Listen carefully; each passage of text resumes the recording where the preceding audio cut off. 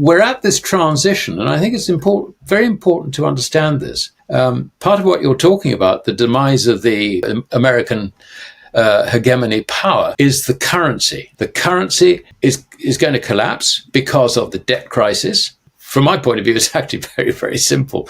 I think that we will actually end up being saved by Russia-China access if they do go on to a proper gold standard. And I think they will. Apart from anything else, China's plans, which Russia is very much involved with, is to have an industrial revolution throughout Asia. With each passing day, the US economy increasingly mirrors previous periods of extreme financial strain, from the 2008 Great Financial Crisis to the high inflation and interest rate environment of the 1980s, and even the precarious late 1920s before the Great Depression. With a staggering debt-to-GDP ratio of 130%, the United States ranks as one of the most indebted nations globally. Experts warn that the economic landscape could worsen in the coming years as the US continues to accumulate more debt and faces rising interest expenses.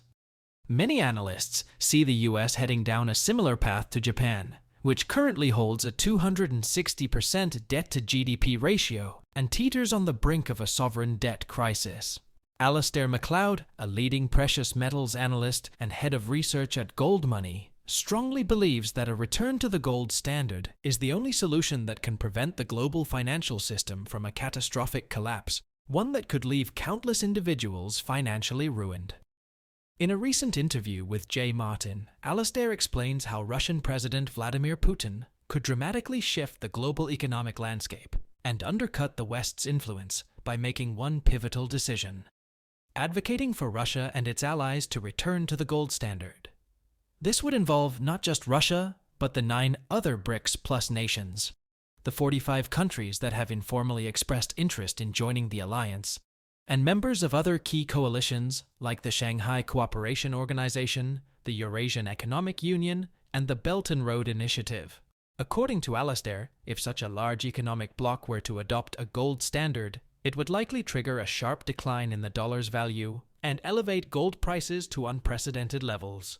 The US dollar's dominance as the global reserve currency would rapidly diminish, fundamentally altering the global financial system. Now, we'll share clips from Alasdair Macleod's insightful interview with Jay Martin. But before we dive in, please take a moment to like this video, subscribe to our channel, and hit the notification bell so you don't miss out on future content. Your support is greatly appreciated, and we hope you enjoy the video. My take on it is it's actually extremely easy to introduce a gold-backed, let's say, a gold substitute currency for trade settlement purposes. You could do it tomorrow. It really is not difficult. I think more importantly, Russia would benefit hugely from going on to a gold standard. I mean, her economy would need very little adjustment because government spending isn't all that high. Okay, it's been increased because of the war against NATO in the Ukraine, but it's still. I mean, their debt to GDP, in spite of all that spending, is still only 22%, and income tax in Russia, you're looking at a flat rate of 13 to 15%. What's not to like about that?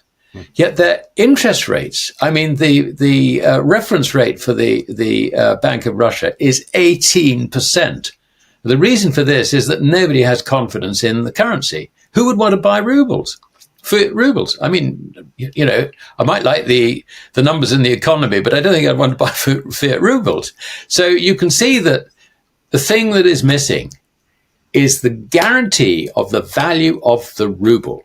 If you can do that, then interest rates will decline, and you have an economy which doesn't demand great consumer spending being financed by bank credit or whatever. It's basically an economy which can grow on production, and it's got all the characteristics of a really good 19th century economy. So that's the way they should go. And I think if Russia does it, then you'll find that the Saudis will do it quite quickly. Because they're in a similar situation. I mean, they're selling oil for all these rubbish currencies. Do they really want them? No. I mean, they're being very polite about it, as everybody is, but nobody wants, sort of Egyptian pounds or Iranian rials or Pakistani rupees, Indian rupees. They're all rubbish. And rupiahs from Indonesia. I mean, these are not good currencies. And so a gold standard, I think, is actually the answer, a proper gold standard. And the merit of it is that you could introduce a gold standard without having to have the agreement, unanimous agreement of the BRICS members. You just say to them, look, the facility is here if you want it. You don't have to agree to it. If you don't want it, don't take it. It's very simple. So why aren't they doing it? The reason they're not doing it, Jay, is that the moment they go on to a gold standard, a credible gold standard, they will destroy the fiat currency world, including, guess what, the dollar. And I don't think the Chinese in particular want to be associated with a deliberate act that destroys the dollar. They would rather protect themselves from a collapse in the dollar by whatever means, which obviously will involve going on to some sort of gold standard. But once it is completely obvious that they've got to protect themselves and it's not their fault. So we're at this transition, and I think it's very important to understand this. Part of what you're talking about, the demise of the American hegemony power, is the currency. The currency is going to collapse because of the debt crisis. And I wouldn't be surprised. I mean, we'll almost certainly get a crisis in terms of the valuation of financial assets, because if you're going to get a collapsing dollar, then you're going to get rising interest rates. I mean, I know that they're talking about interest rates falling and all the rest of it, but that is not going to be a long-lasting thing. They are going to fall very slightly, perhaps because the political landscape demands it. And the Fed is under enormous pressure. When you see signs of a recession arriving, what do? You reduce interest rates. But in fact, inflation isn't going away. It'll be coming back. The purchasing power of the dollar will decline. Interest rates will have to rise. And then what happens? I mean, you can see the whole thing beginning to fall apart. I don't think we've got very long before that happens. According to Alasdair Macleod, everything is beginning to fall apart in the West at the same time that new, strong powers are rising in the East. The cracks are also beginning to show in the banking system, and experts warn that the next crisis could very well be the final straw that breaks the camel's back. By the time this happens, Alasdair is certain Russia, China, and their allies will have completely set up their plans and fully transitioned from the current fiat system to a gold-backed system.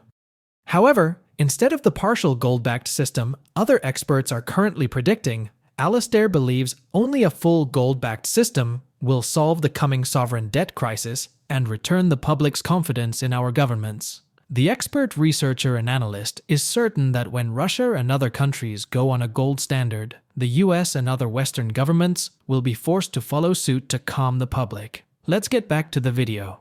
The Enbridge idea, I think, started with the Bank of International Settlements. I don't see it's necessary. There is this tendency to think we live in a technocratic age, and so there's a technocratic solution to everything. Really?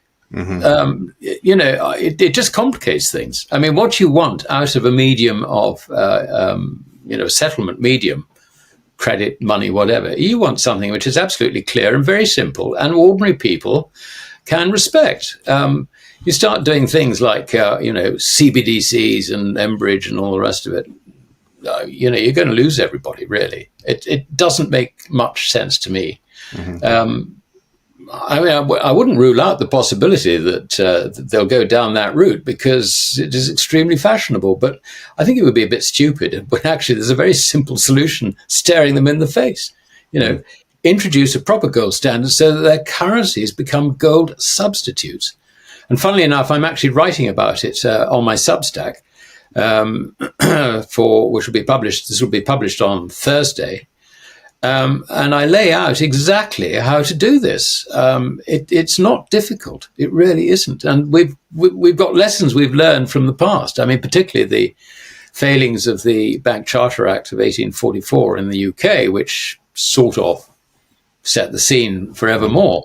There were definite failings in there. So, we've learned by experience. So what we could do today is actually a far better thing and is likely to be lasting, long lasting.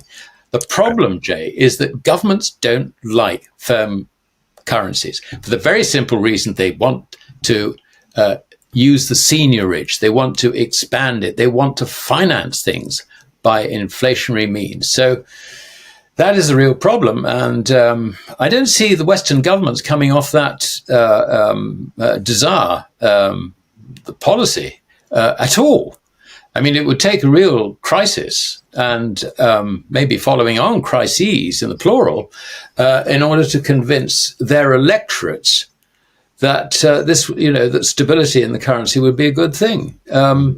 But we're nowhere near that in the West. I mean, they're a lot closer to it in the East because they haven't had, 60, 70, 80 years of Keynesian and, Keynesian rubbish, this. So, I mean, they're being given the Keynesian stuff. That is absolutely for sure. And some of them are beginning to fall for it. But I don't think it's nearly as ingrained as it is in the West. I mean, no. It's from my point of view, it's actually very, very simple. I think that we will actually end up being saved by the Russia-China access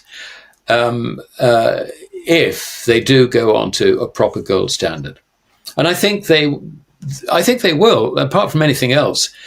China's plans, which Russia is very much involved with, is to have an industrial revolution throughout Asia, the industrial revolution which basically escaped them in the 19th century when Europe was really going gangbusters on technology, innovation, new products, lifting people from a subsistence living to relative comfort. I mean, we've spoiled ourselves. We've moved on, if you like, from that, and we just all want to put our feet up and not do any work.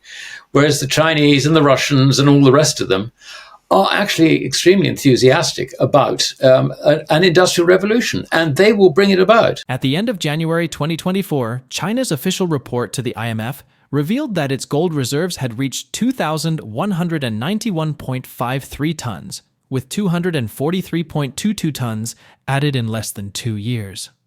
This places China behind 5 countries in terms of reported gold reserves: the United States, Germany, Italy, France, and Russia.